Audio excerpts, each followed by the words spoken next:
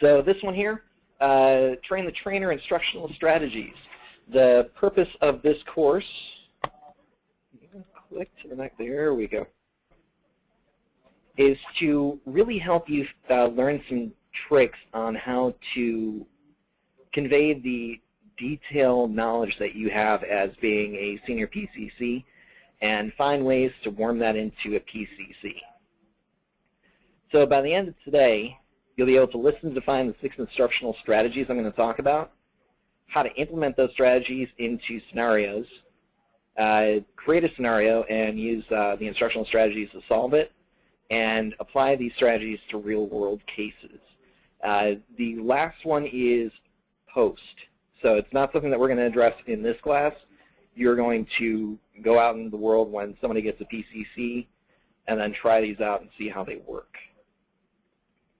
Before I move on, because I know I went through these kind of quick, what questions do you have on what I'm expecting from you at the end of this course?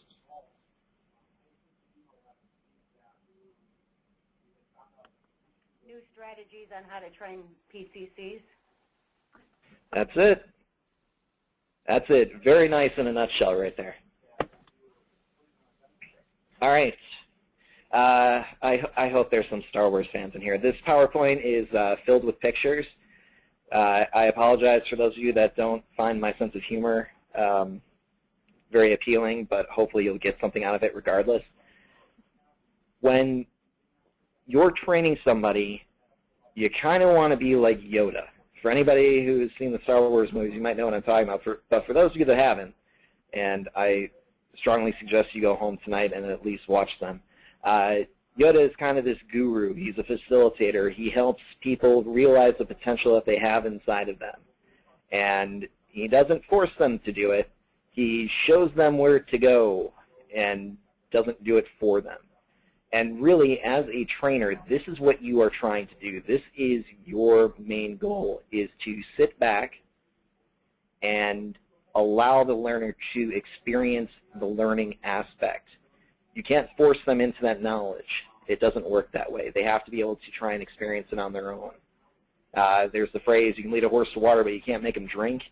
The same kind of applies to when you're training somebody. There has to be a sense of willingness that's there. They have to be able to try and dive into that material, and you're there to function as somebody who can function as a resource. Oh, I love it, Jim. I love it. You're there to function as a resource, but they are ultimately the ones that are responsible for what they need to do. The listomania, we're going to be skipping over that because it's not a conducive game to play. I'm sorry, you all are going to be missing out on a game. And we're going to do some story time. Story time is always fun. We're going to go into the tactics, talk about some implementation and scenarios. Hey, Janine. Don't worry, you haven't missed too much yet. We just started diving into this. So let me skip over these real quick. My nice pretty pictures. All right, so story time. This is kind of important, and I want to spend a good amount of time working on this. Everybody on this call has worked with a teacher at some point. Some of us have had really good teachers. Some of us have had really bad teachers.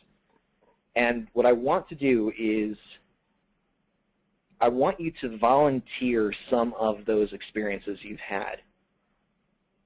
So tell me about a good teacher that you've had and what made them good. Tell me about a bad teacher that you've had and tell me what made them bad.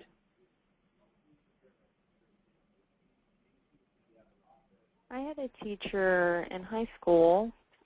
She was my piano teacher, and she was just very motivating, and she was always there for you. If you had a question, it wasn't a burden to her.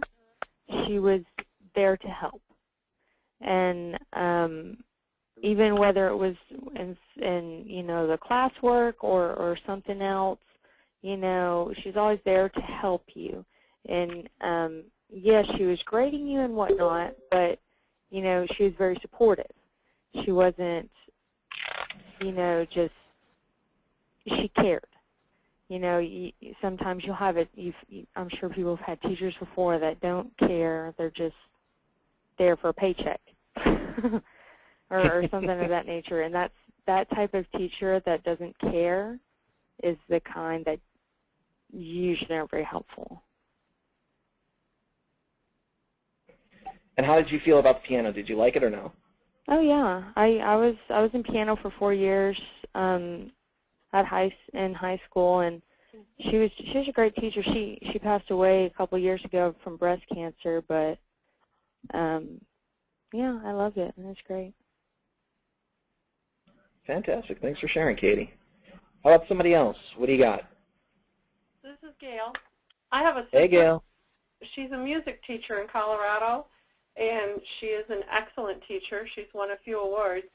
And my belief is the reason she is such an excellent teacher is, number one, she tries to keep all negativity out of her vocabulary. So even if she's telling you no, she's going to find a positive way to tell it to you, where it doesn't really sound like no. It's, okay, we're going to redirect and do something different, not what you want to do. The other thing that's really good about her is, especially when she's working with younger kids, but even as an authority figure, it's okay to tell them, I don't know, and I'll get back to you on that, and things of that nature. It's okay to admit that you're not perfect and that you might even need to check up on something. So don't get hung up on, I'm supposed to be all knowledgeable and I'm going to look stupid if I say I don't know, because you really don't. You're actually smart enough to say, I need to look into it and I'll get back to you. What grade does she teach? She teaches kindergarten through 6th grade music. Wow. That's got to be a lot of fun. It is. It keeps her very busy. I can imagine. Keeps her young. How about some bad teachers? Who can tell me about one of the bad teachers that they've had?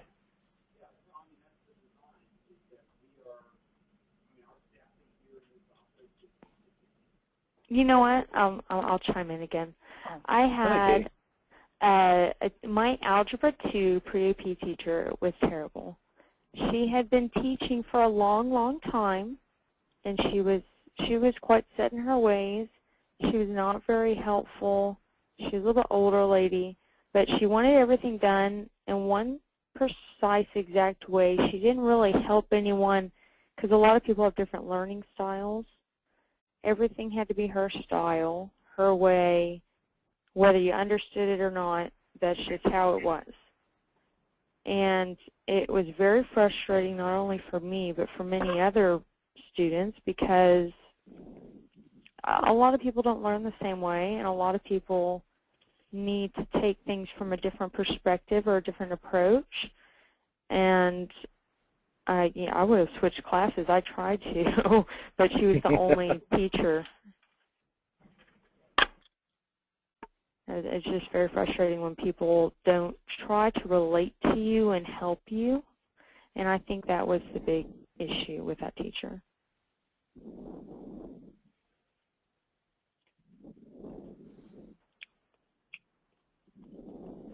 I agree with that. A lot of the, speaking of teachers, if they're set in the old school ways, they don't interact with their students and they don't ask for their participation. They have a very way of doing things instead of getting everybody participating and offering rewards and making it more of a fun learning game.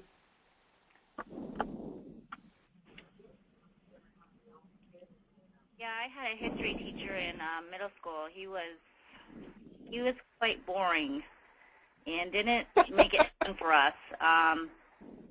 Nobody really wanted to learn because he was all talk, and it just wasn't fun. I'm not saying he was horrible, but it wasn't fun to learn at all. Do you remember anything from his class? A little bit, I don't know. Oh.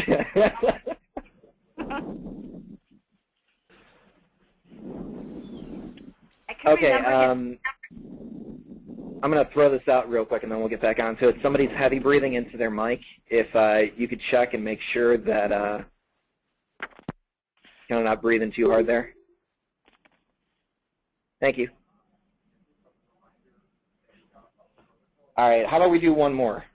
Good or bad? We got a lot of people here, and some haven't talked yet, so it's okay. Everybody's got a good or a bad experience with a teacher, I'm sure. Or even just a normal experience. Tell me what your normal teacher was like, the average that you've gotten. I was just going to bring up a story in kindergarten. I can remember we had this gingerbread. We made gingerbread men, and we baked. I guess we decorated them, and then we baked them, and we went back to class and went back to check on them, and they disappeared, and all we found were crumbs. Just we had to follow the crumbs, and this teacher, her name was Mrs. Boyce. She was a teacher like that, made you remember, like for me to remember at that age, that was just amazing, and I felt that she was a great teacher. But we found the gingerbread men, and they were all half cracked, and I don't know, it was just really fun. We thought they were alive, and yeah, it was a great experience. That's fantastic. Thank you. So I was taking notes while you were talking, and I want to sum up real quick what you were saying you'd expect from a good teacher. So we have motivated, helpful, supportive. They cared. Little to no negativity. It was okay to say that I don't know. The classes were fun, or at least entertaining, or kept you engaged. And following the crumbs, which I'm going to get back to that later, but I really like that one. Bad teachers, you're set in your ways. You're expecting precision or perfection all the time, and it has to be done the way that you expect it to be done. Can't relate to anything and boring. Did I miss any major ones in there? That about sums it up. So the purpose of this is that we know what makes a good teacher and what makes a bad teacher. We've been through it. We understand it. But it's easy sometimes to fall into a trap of kind of going back.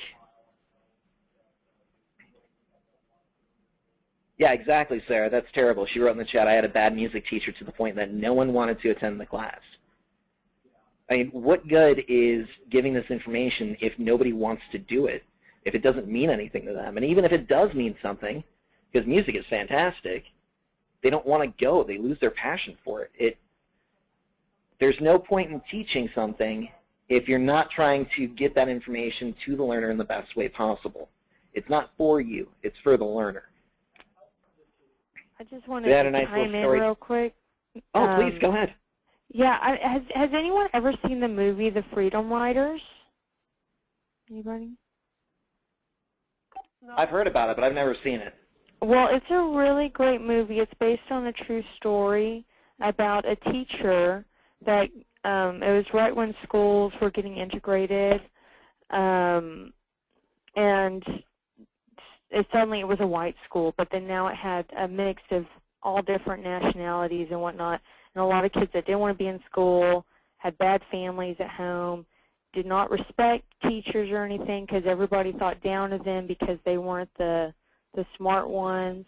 But this teacher, she turned a whole bunch of kids' lives around and helped a whole bunch of people be the first people to graduate not only high school but college.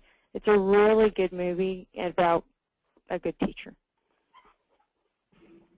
I'll check that one out. And I'm glad that you bring up movies. There are so many good examples that are out there. I mean, the two that popped in my head immediately when you started talking about that were Dead Poets Society and God, it just went out. Stand and Deliver. Mm-hmm. Good Will Hunting. Good Will Hunting's another good one. I mean, we know when we see it. We can feel it. It's not even a matter of us looking at it and judging it. We can feel it. That when we're in the presence of a good teacher, we know. We're learning, even though they're not necessarily teaching. It's this weird, It's hard to explain. Naturally. Yeah, exactly. It comes naturally. It's not something that they're just doing because they have to. They're doing it because they love it. And I know that it's going to be kind of hard with the material that we're working with, but just because it's not something that we're definitively passionate about our jobs does not mean that we can't have some sense of engagement going along with the elements that we're teaching. So we have a picture up here of a nice little scientist guy, and the reason why I have this up here is kind of twofold. When you're trying to come up with that perfect equation, that perfect balance on how to deliver your training, it takes a lot of experimentation. It's not everybody is a complete natural when it comes to this. It takes a lot of hard work and practice to get it down right. But the more that you tweak it, the more that you combine with it, you're going to come up with a really working formula. And the important thing to realize is that that formula changes based on who you're teaching. So while one person might be fantastic with hands-on, like we can see our scientists here, somebody else might be oral. So they're completely focused in the sounds that they can hear. Or somebody might be a visual learner, so you have to show them how to do things. It really depends on how your learner is learning, not on how you feel comfortable teaching. And it's hard to get over that. Believe me, I used to teach high school before I did this, and one of the most difficult things for me was teaching the material how they needed it to be taught, not how I thought it should have been taught. So as we're going through this, you all know the material. Oh. Yeah, for those of you that didn't check the chat, Katie just posted a link up in there. I'll make sure that I have that copied out, and I'll post it up on the on our senior PCC page so we can reference it later. Thanks for sharing.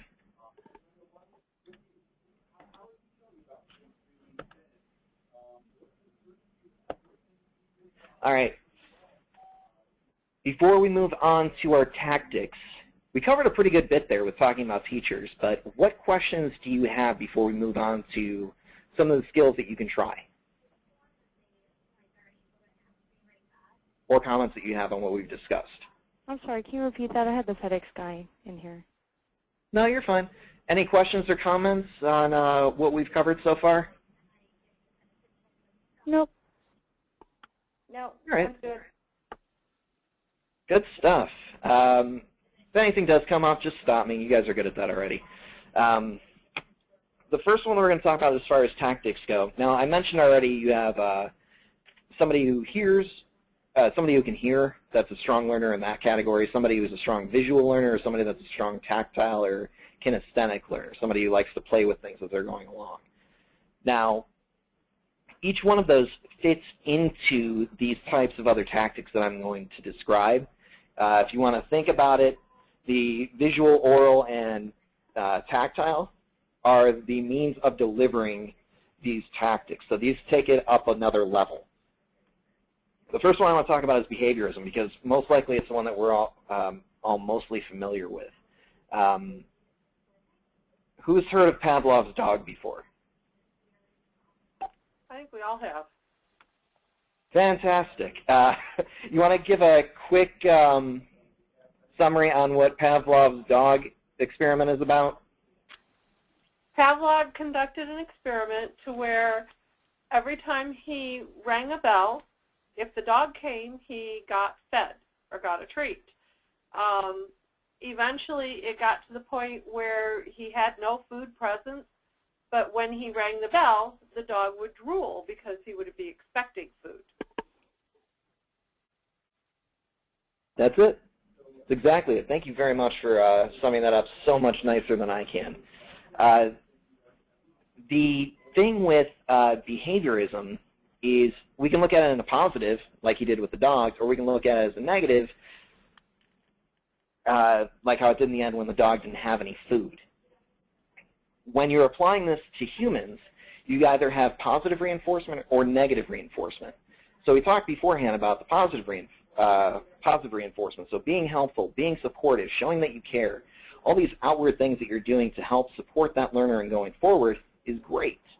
Whereas the negative reinforcement, where you're boring, you really don't relate to what's going on. It has to be done in an exact way, otherwise you get in trouble. Those create negative aspects that are going on. Now, it doesn't mean that a negative reinforcement is a bad thing. It just means that it's not positive, meaning that if your learner responds positively to negative reinforcement, which I know that sounds very confusing, but if you get good performance out of the learner using negative reinforcement, so if they click on the wrong thing, you tell them, no, you clicked on the wrong thing, you have to click here. If that's what works for them, that's what works for them. You don't have to make it be completely positive all the time, but you need to know that there are other ways that you can work around that.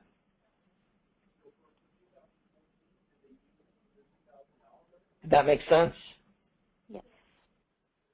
Okay. Yes. All right, the next one, we have developmental.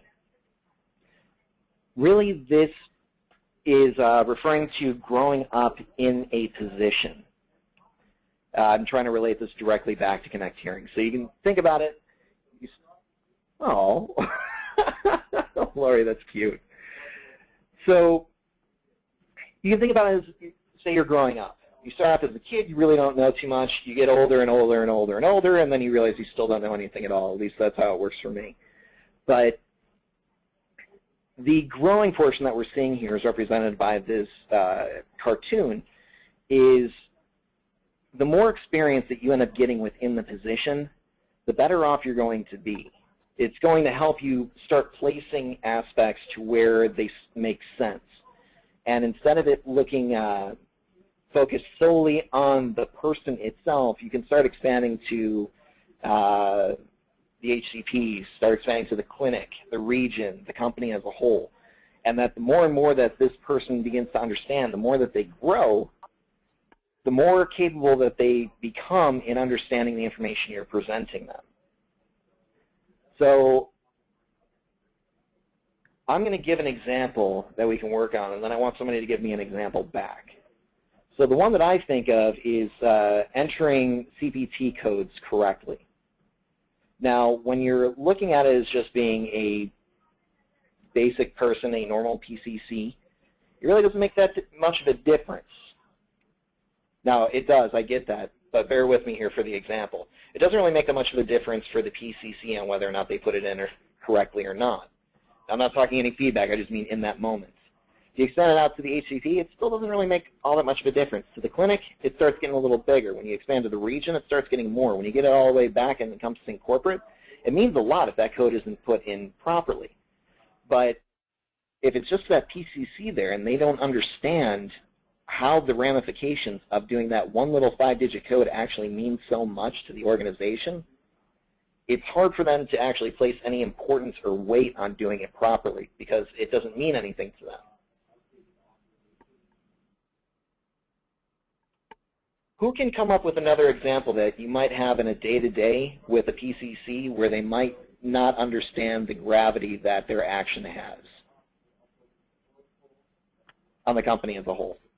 A good one is if they're doing an invoice and they put in, or they don't check the HCP staff name, and it goes to somebody who's terminated or somebody who's not qualified, because the HCPs get paid a commission. And one little mistake like that could cause them not to get their commission. Or even if they're originally from another office and they're just visiting and you don't change that, then that invoice is going to be stuck on somebody else's office and they're not going to know where it came from. Makes your daily closeout tougher.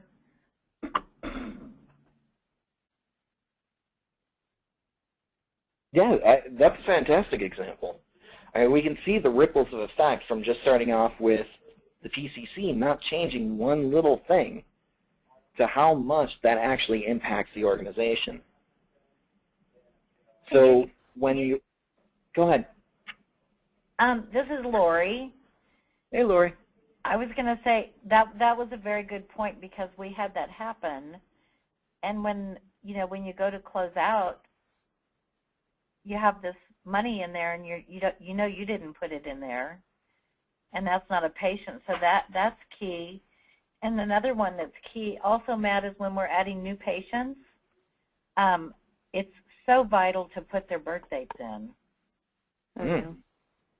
Because, you know, we have a lot of John Smiths, and there are names out there that you just have a ton of. And they could be in the same state and if you don't have the birthday there to really break it down to that level, you could put the wrong person in. And there are some PCCs that don't put the birthdays in. I don't know what that one's about. Yeah, this is Etta, and I agree with that. Most of the time, if we get a telephone number, we can sort of narrow that down by checking their telephone number. But, of course, if you do a quick ad, a lot of times you don't get the birth date. You just get the telephone number and the person's name. So I guess that would all depend on the time frame there. Well, what you're talking about. If you do the quick ad when they come in for their appointment, then it's time to get all of the information put in correctly. Right, I agree. No matter what, I feel like I've always taught all 4 PCCs to put in the birth date no matter what. Now they're talking about that. I'll let you know when they're talking about the other stuff.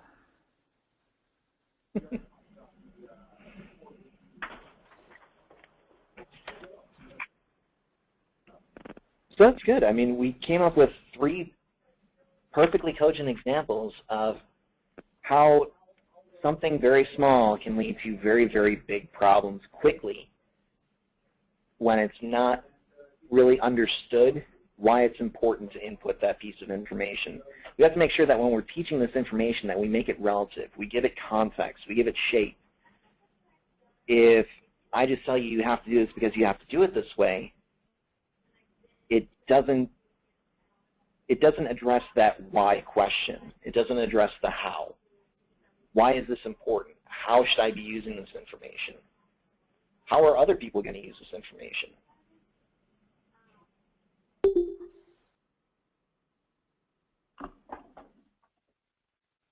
All right, the next one that we have here is cognitive. And cognitive is a pretty interesting one. Based on the name of it itself, what would you guess this is about? You can use a picture to help too. Think outside the box. If you don't use it, you lose it.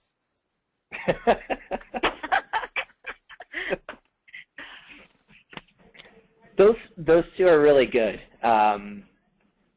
I think it's just very simple to understand what it's saying. It's telling you why not to use that brain. That I like a lot. The usage of the brain, because we're really getting down to the nuts and bolts of it, the usage of the brain. Now, when we're teaching along things like this, it's very important to use a tactic, well, 2 particular that I'm going to tell you about. The first one is wait time. Now, who can give me a guess on what wait time is? The amount of time the patient waits before they're seen? Are you saying wait time? I am, but not in the context of the brain, not in the context of the clinic or center. I'm sorry. Oh, okay. Same idea. The length of time that it takes when someone hears something or is taught something before it actually sinks in and they realize what you're saying. Exactly. So I'm sure that those of you on the call, because I'm rather notorious at this, I use a lot of wait time. What? Just trying, hoping I remember what I need to do. Show me something, Nikki.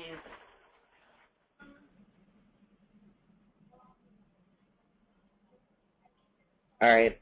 I don't think that was meant for us. I use a lot of wait time because it takes time for people to function and process the information that they're given. I know for me personally, this one affects me. If I don't have enough time to think and process what information I just got, my responses kind of tend to get a little jumbled, or I just kind of stare blankly at somebody because I don't know what to say yet. You're almost flabbergasted. It's just you haven't gotten it yet because you haven't been given enough time to think about it.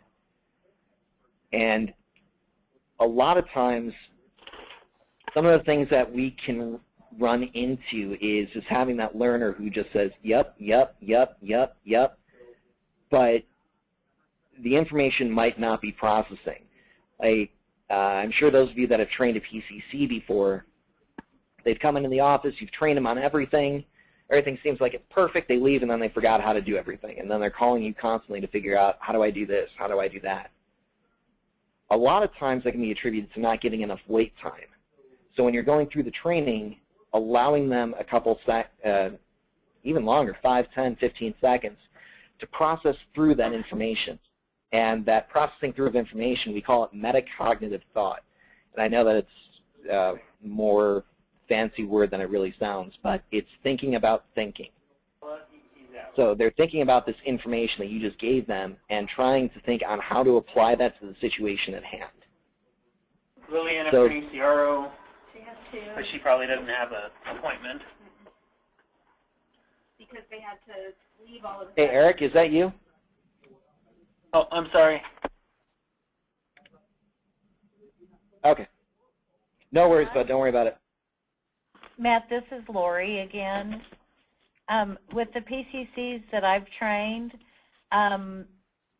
it is really, to the ones that I've trained, and this is what I've noticed, is that they take notes. And when they take notes, they're having that time to think about the process as they're writing their notes. And so it's amazing, but I get very few calls once they go out to their own offices. So I have a coworker that has, there have been people that she's trained that hasn't taken notes, and it seems like they're the ones that call back a lot. So, I'm not saying that that's the general way of things, but that's something that I have noticed with the gals that I've trained.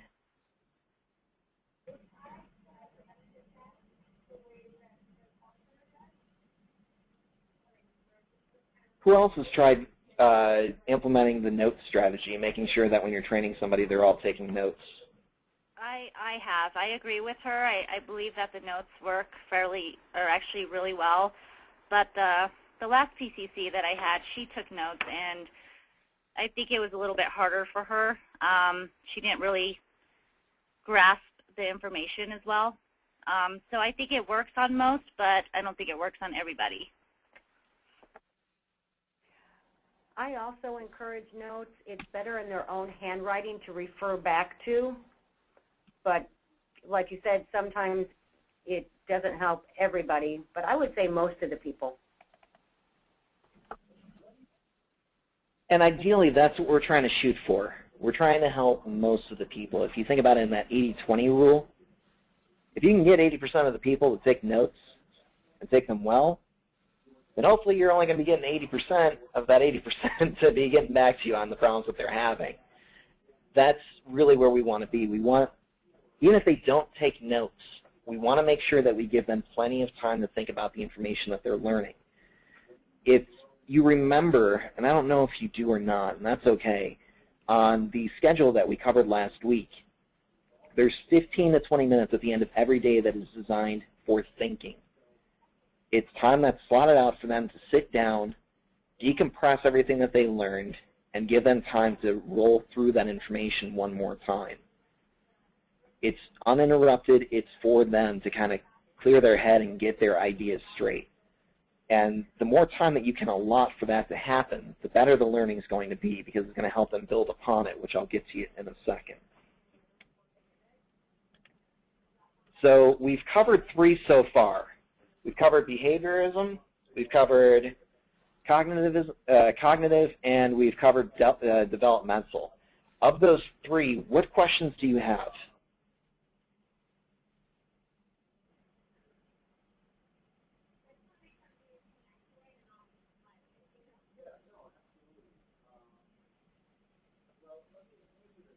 All right. As you can notice, I employed some wait time there. Always employ wait time. If you count to about 5 seconds, it's generally more than enough time to make sure that nobody is still trying to process anything or get a thought out. Also, because you're probably not going to be training multiple people, but if you're ever doing it for a large group, this helps. People are uncomfortable with silence. So generally, if you just can maintain yourself being quiet, somebody will talk just to fill the gap.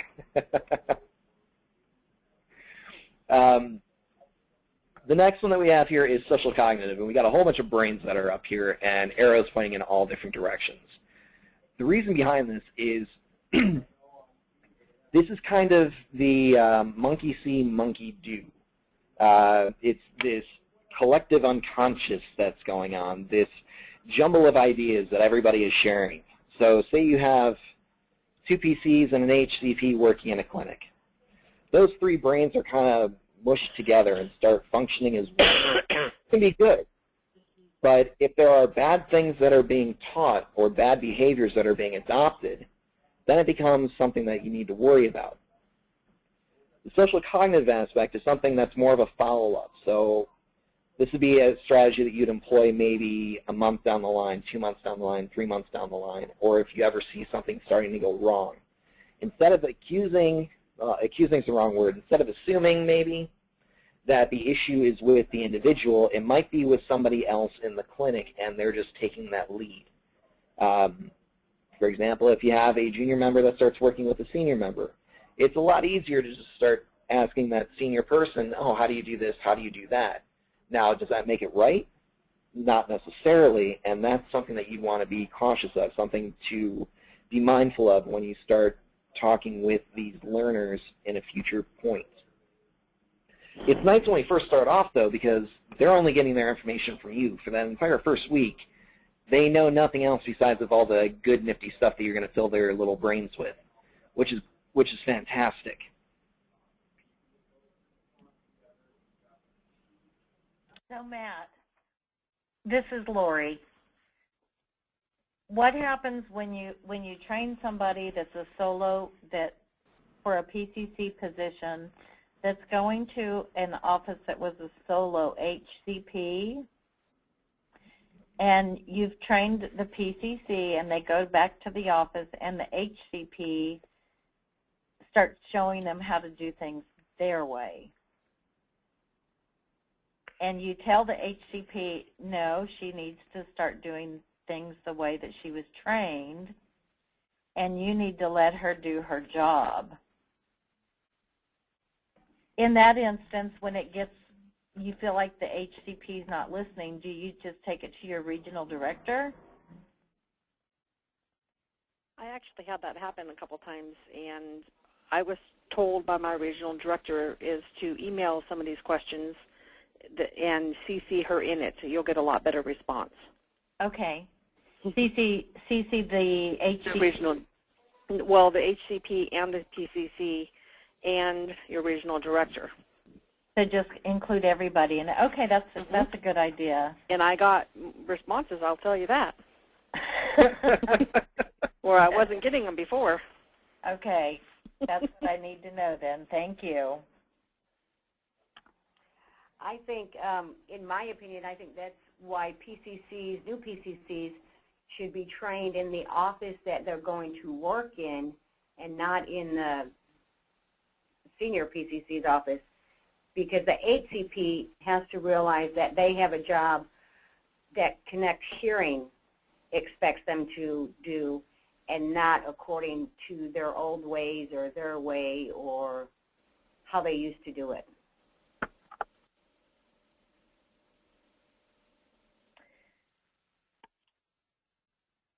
I have mixed feelings about that, but I mean, I understand what you're saying, and I think that it would be a great way to do it, maybe for part of the training, maybe have the initial day or 2 days at your office and then spend the next 3 days at their office, so they already have an idea of what to do, and then they get to their office and they can actually put it into action.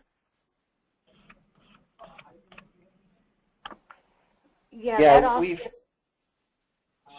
talked about that before when we were trying to roll this out. We came to the decision that it'd be much more effective to keep the senior PCC in their location while it's going on, and it presents a controlled environment because we know exactly what we're going to be getting in that aspect. So not really getting a whole lot of other things involved. It's a very clear-cut training. Now, once they get on site, that's a responsibility then of the senior PCC to make sure that they're following up, to make sure that things are going according to the way that they're supposed to. I think it's really going to be helpful, too, to have this structured training program where we have certain things. I know when I was trained, there was a lot of things that weren't touched. It was just kind of whatever happened that day. If it was slow, well, then you just missed a lot. So I think it's going to be really good to help new PCCs to have everything in front of them the way, and everybody's going to be having the same type of thing. I hope so. Because I know I didn't learn a lot, everything that I needed to when I first started, because I just wasn't taught, because it was kind of like, well, you're just going to learn whatever happens that day. So I think that having this, because I haven't trained anyone before, because I'm still kind of new, but I think having this training program is going to help people learn a little bit more better and not have as many questions. And that kind of leads us into the next one here. It's called constructivism. And to go off of what Katie was saying there, when you're building a building, it helps to start off at the ground floor and work your way up. Now, if you're trying to put together this building and you're missing the second and third floor, but all of a sudden you start working on the fourth, you really don't have a whole lot of structure that's really helping it stand up. Things don't make sense. And the information that's being put on there is kind of precariously standing up. Constructivism is the one that we're probably most familiar with. It is the, first I'm going to tell you how to do it, then I'm going to show you how to do it, and then you're going to do it. This is kind of what that sense of learning is. The big thing from here is every single thing that's being built up on it. So if you look on the outside of that building, you have scaffolding. The scaffolding is what allows us to move up to the next level. As you move up to the next level, you're allowed to move more scaffolding. But without having that base support, without the basic functional knowledge that's there, no deeper learning can be really achieved simply because they don't have it. Sammy just typed this into the chat. I agree. I find it a little difficult going into their offices, not knowing where they keep everything and fumbling around a little. I think moving things a little faster when you're not searching for things and you're in a familiar environment. Also, the SPCC office tends to get busier in order to get the exposure the PCC needs. Yeah, I agree completely on that one. That was one of the other comments that we had addressed to that. But with back to constructivism, you have to have that base. Now, for those of us that are working in Cycle, for example, and have been working in it for a while, it's really easy for us to go in and create a quote, to check in a patient, to go through the patient intake forms, to fill out an invoice. We get it because we've worked in it for so long.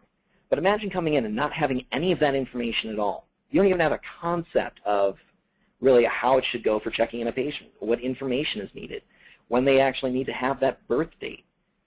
It's that base information that we take for granted a lot of times that we need to somehow see outside of ourselves to get down to that base nugget and say, all right, this is where we're going to start from this little piece of information and then gradually build our way out from it.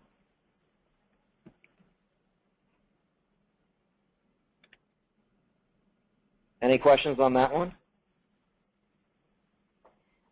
This is just a response to what Katie said about when it's slow. Yeah. What I like to do with the people that I train is if it gets slow, which it doesn't usually, but in the times that it has, I do role play.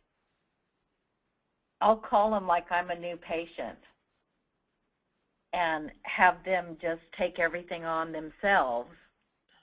And it really helps them get familiarized with what they're supposed to be doing in certain situations. You know, I mean, it's real helpful if we are able to do that. That's all I wanted to say. No, role-playing is definitely a fantastic strategy to use. It's one that we're probably all familiar with as well.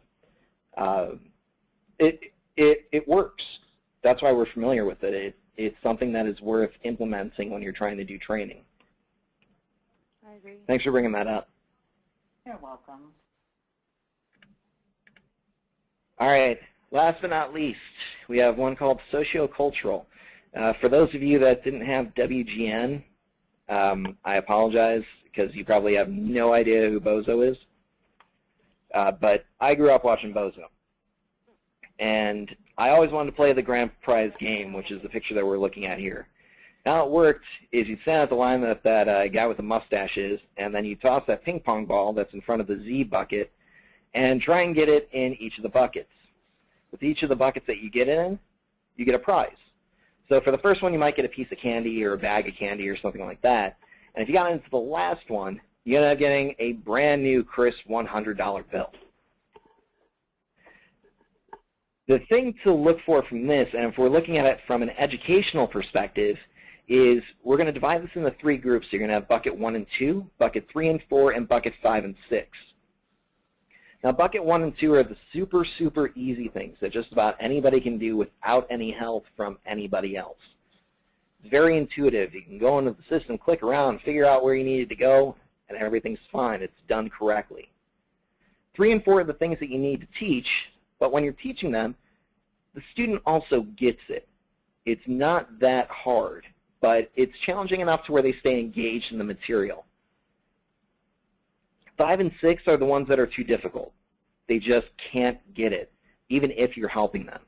So let's take this as, let's try and run this as an example through cycle. Say you want to take them from start to finish for processing in a patient and purchasing hearing aids.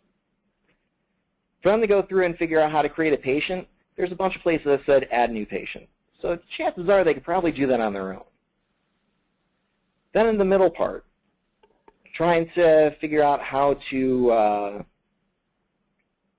go through and add the hearing aids to the invoice. Taking through the method of payment. Yeah, probably. And then the stuff that's too hard, sorry, I was going somewhere with that, but I just drew a blank. Insurance. Thank you, insurance. To where if they have no exposure to that, they don't know how to put in the information, they don't know how to process it, then they're not able to really complete it.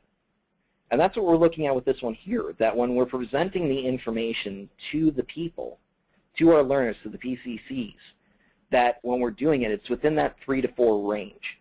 It's not too difficult, it's not too easy, it's just right. It's the Goldilocks principle, that you want to try and get it into that very nice sweet spot that they can understand it. It's not too hard, but it's not too easy. So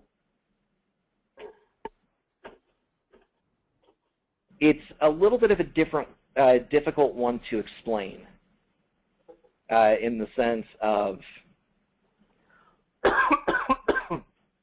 excuse me. Can anyone think of an example, potentially in your role that you'd be training a PCC to where you think it'd be something that's super easy that they should get immediately, something that they might need a little bit of help with, but it shouldn't be too bad, or something that's way too difficult for them to start on from the very first day?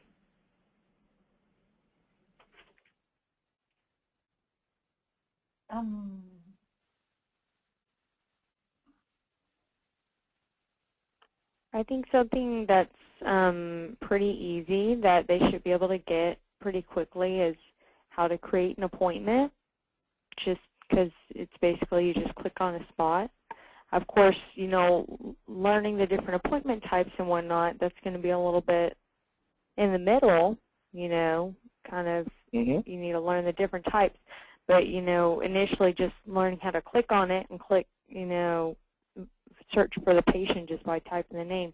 That's going to be something easier. But then learning the different appointment types and links and whatnot, and then that's going to be a little bit in the middle. But then the harder part that might be a little bit more hard at first is where you need to be scheduling those appointments, you know, with the DSBs and whatnot.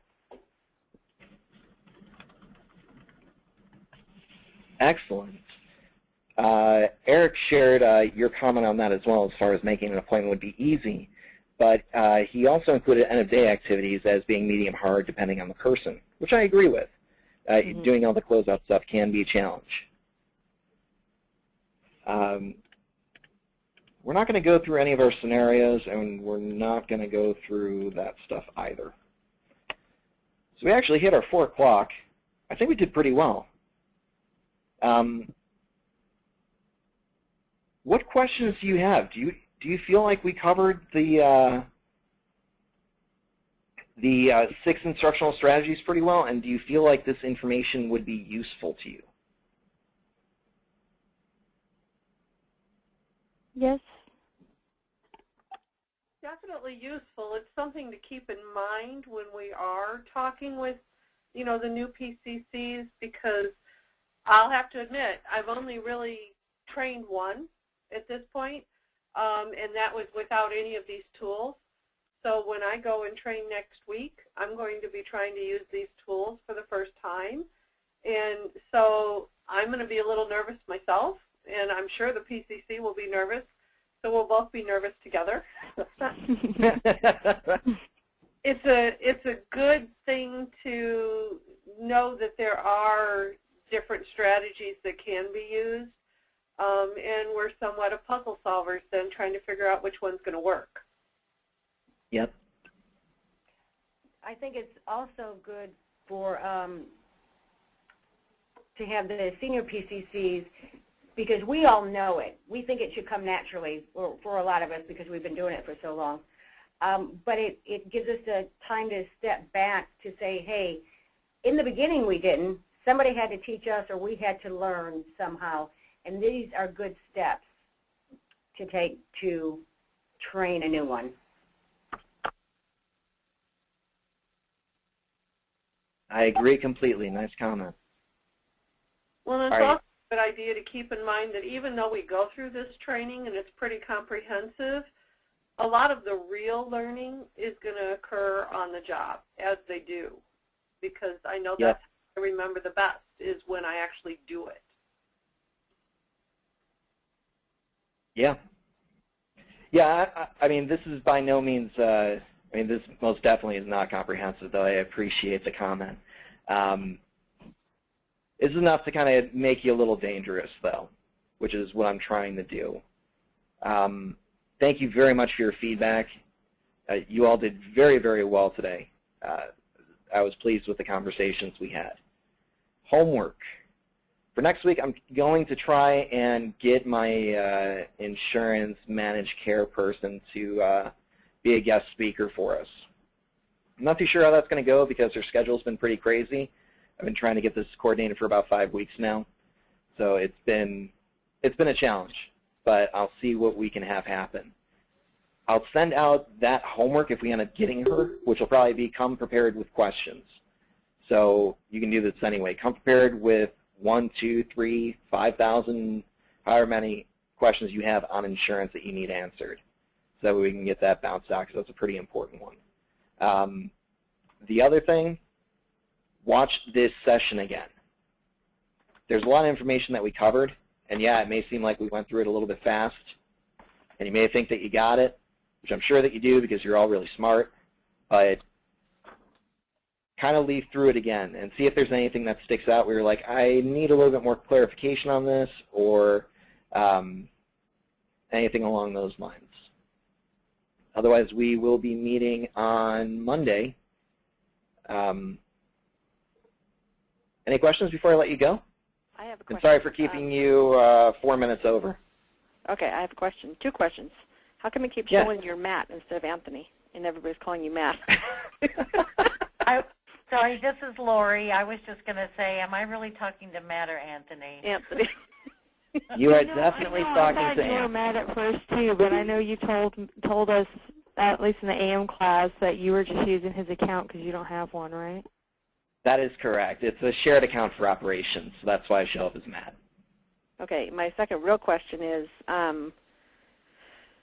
so I'm from the morning class because we didn't have it this morning. So next week, are we doing, how's that going to work? What's my next class and the people that are in the morning classes? Since we're going to be making morning up. again, aren't we? Yeah, but since not everybody came on. Yeah, I think what I'm going to end up doing is having those that did not attend this session watch the session online. Okay. And we'll just pick up for week 5. Okay, Because, so we'll just do normal Monday morning continuing. yeah, Okay. that's the best way that I can think about doing it. Mm-hmm. If you have a better idea, I mean, feel free and let me know, but I can't think of anything off the top of my head right now. Andrew? Oh, Anthony? Eric, no worries about that at all. And Lori, it was pre-assigned beforehand. It was just randomly generated. Everybody from East, Central, and West kind of got thrown into a hat, and I just picked out of it. So that's how you got assigned the morning or the afternoon. Okay. There wasn't any rhyme or reason to it. Okay. Any other questions? Yeah, I got one. Oh, go ahead. I'm going to be training a new PCC starting Monday.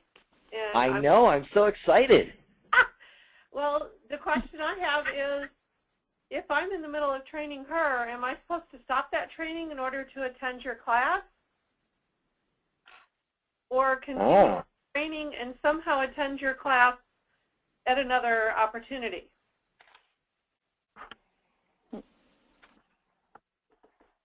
Ooh.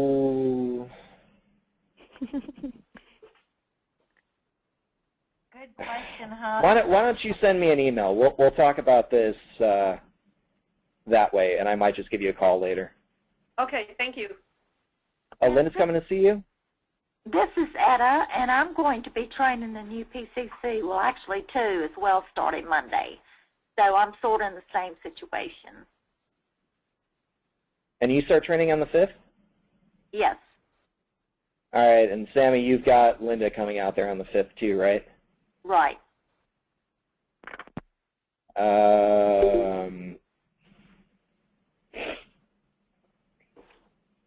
Well, the bad thing about that is it's not enough of you for me to lead a separate class, because there's only 3.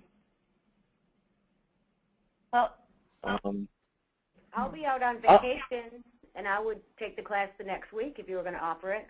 That'd be 4. I could do 4. That sounds good to me. Yeah, Sammy, hey, you got the room? Oh, okay. Yeah, Sammy, that's fine. If you want to attend the call, you can even have your PCC sit in on it. If I have my way, it's going to be about insurance, so it's going to be good for them to. It'll probably be a bit like drinking from the fire hose. Unfortunately, I don't know how much they'd actually get out of it. There's also all those the web-based trainings that are up there for the capacity and welcome to Connect hearing. If you want, you could save those for that 3 to 4 o'clock block and then just have them sit down with their own computer and do it while you attend the class. I'm going to be recording them like I always do. You can just do the recording. If you want us to do an in-person one, we can do in-person. What do you prefer?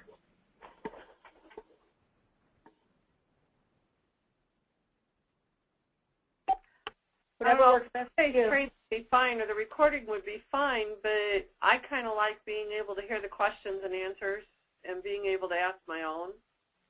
Okay. How about everybody else? Same here. Okay. I agree.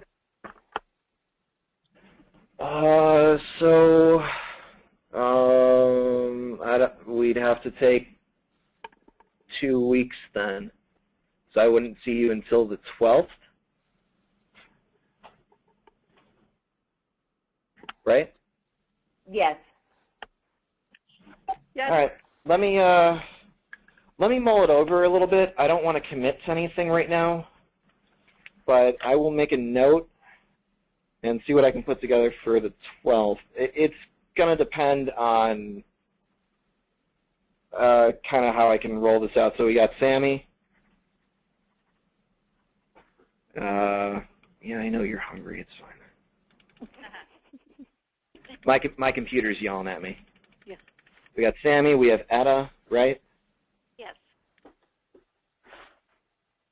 And Margaret.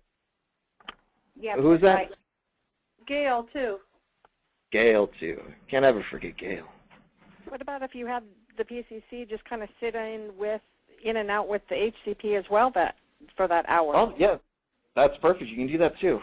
You know, What I'd like you ideally to do is, because it's going to be at your clinic, this is your training. This is how you're going to be running it. The information I gave you is really a guideline. It's nice to follow it exactly and completely, but sometimes things are going to come up that might make it a little bit difficult for it to happen. I want you to decide what you want to have happen. So if you would prefer that I offer a class on the 12th that all 4 of you take, so be it. That's fine. I'll make it happen. If you want to have them sit with an HCP for an hour while you attend the class, that's fine too. If you want to watch the video, that's okay. But I'll send out an email that I have, and there goes my computer. Everybody can